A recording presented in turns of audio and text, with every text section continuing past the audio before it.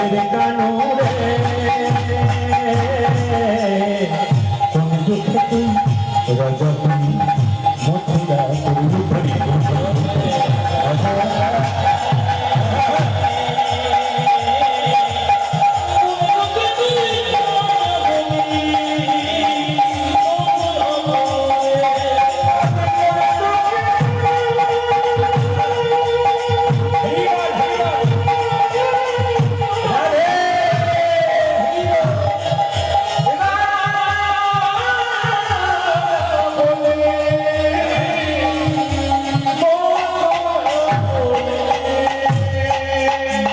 सुदामा ठाकुर की सुदामा ठाकुर की सुदामा ठाकुर की সুদামার বাবা সুদামাকে নিয়ে সন্দীপন মুনির আশ্রমে ভর্তি করলেন।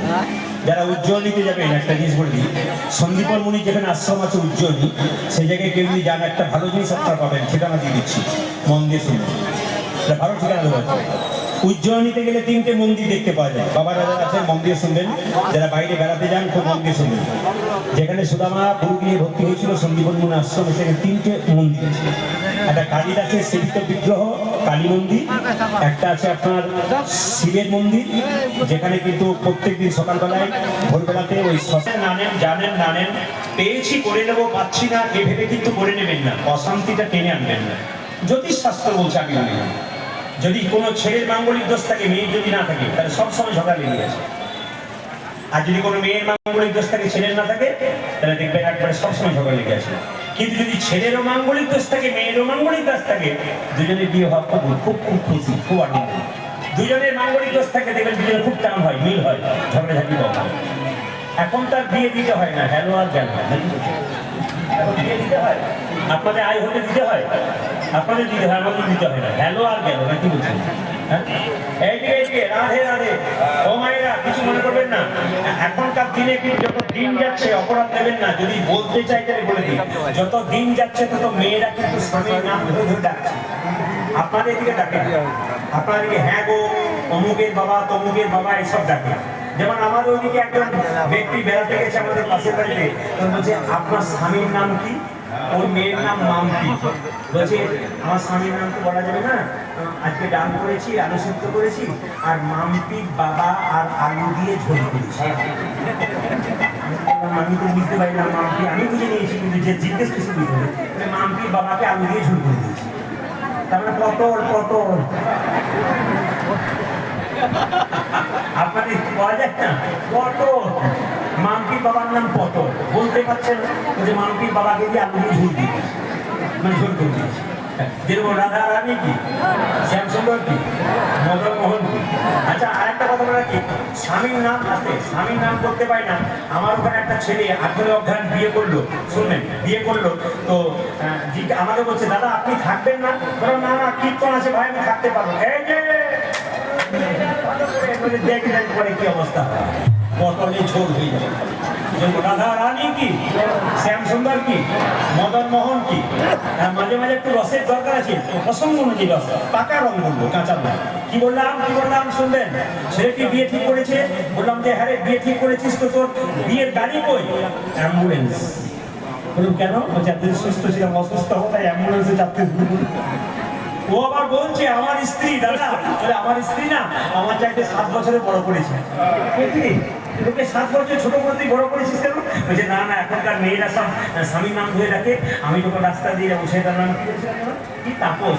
তো বলছে আমার নাম তাপস, তো আমার স্ত্রী যদি রাস্তায় যদি বলে এই তাপস, এইদিকে লোকে যদি বলে তোর বউ তোর নাম করছে, বলতো কোনো অসুবিধা নেই, তো আমার চাইতে 7 বছরই বড়। না কি বলছে যেটা বলুন, হ্যাঁ না না না, কালকে দুপুরবেলায় আপনাদের ডাকতে বলে রসগুলো দিচ্ছি, না দিলে তো আসবেন না। রাধা রানী কি, শ্যামসুন্দর কি, তবে খুব শুনলে চমকে যাবেন মায়েরা। আমার মা 80 বছর বয়সে চলে গেছে, আমার কাকিমা বেঁচে আছেন 65 বছর বয়সে। আমি দেখেছি বাড়িতে মা কাকিমাদেরকে এখনো পর্যন্ত তারা স্বামীর নাম ধরে ডাকেন। আমার মা ডাকতো না, আমি দেখেছি। আবার দেখতে পাচ্ছি আমার কাকিমা, সে তো গুরুমন্ত্র নেয়নি, বলছে প্রদীপ গুরুমন্ত্র নেইনি তো তোর কীর্তনে সবসময় শুনতে পাই গুরুমন্ত্রের কথা, তা আমার তো গুরুমন্ত্র হয়নি। বললাম তুমি আমার কাকিমা কারো কাছে বলো না যে তোমার গুরুমন্ত্র হয়নি। বলছে না বাবা, নেওয়া হয় নাই, একটু মন্ত্রের ব্যবস্থা করতে। আমার গুরু বাবাকে ফোন করলাম, বললাম বাবা কাকিমাকে দিয়ে যাও, বলে এই ডেটে যাবো বলে দিস। আমি গান করতে চললাম, কাকিমাকে মন্ত্র দিয়েছে, কাকিমা মন্ত্র ভজনা করে বলছে প্রদীপ গুরু বাবা এসছে, খুব ভালো করেছে, মন্ত্র দিয়েছে, বলে ভালো করেছে। বলছে গুরু বাবা বলেছে যে গুরুমন্ত্র জপ করবে, মহামন্ত্র জপ করতে হবে। মহামন্ত্র মানে হরে কৃষ্ণ হরে রাম হরে রাম রাম রাম হরে।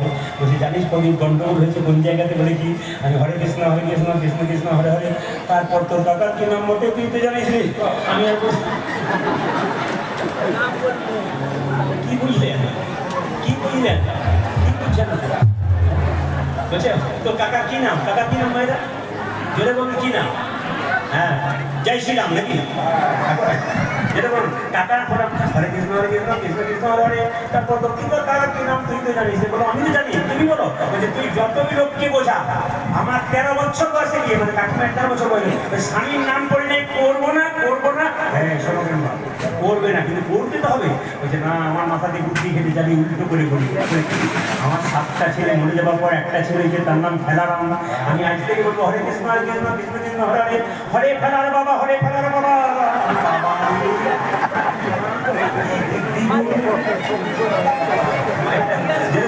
রানী কি দেখতে পাচ্ছি তো, স্বামীর নাম বলছে না, আপনাকে বলবেন না কিন্তু। যেরকম রাধা রানী কি, শ্যাম সুন্দর কি, মদন মোহন কি, এখন সুদামা কৃষ্ণ একসঙ্গে মিলিত হলো। কোথায় বলতো যদি আবার এসেছে তারপরে যাবে বসন্ত শুনে তারপরে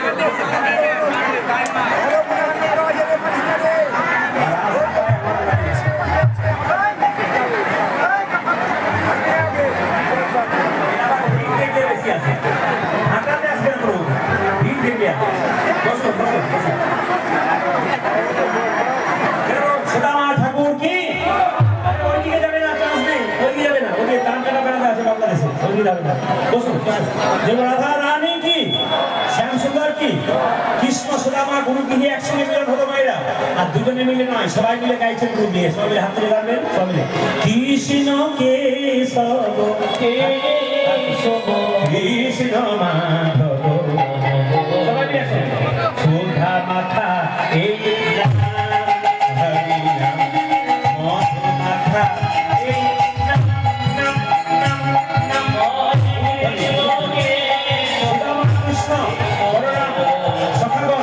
সবাই গুরু গৃহে গেছে, সবাই মিলে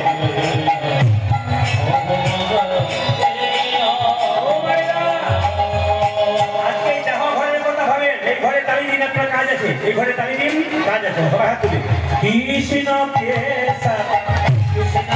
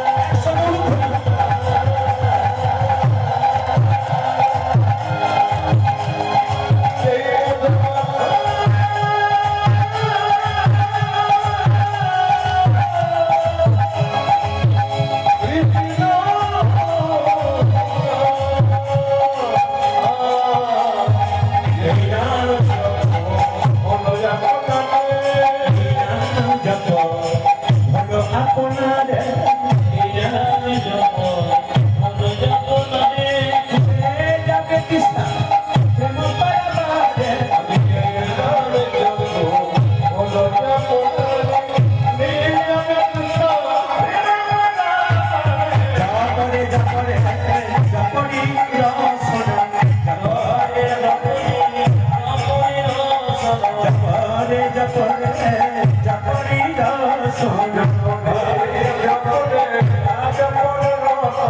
শোভা মাখা এই নাম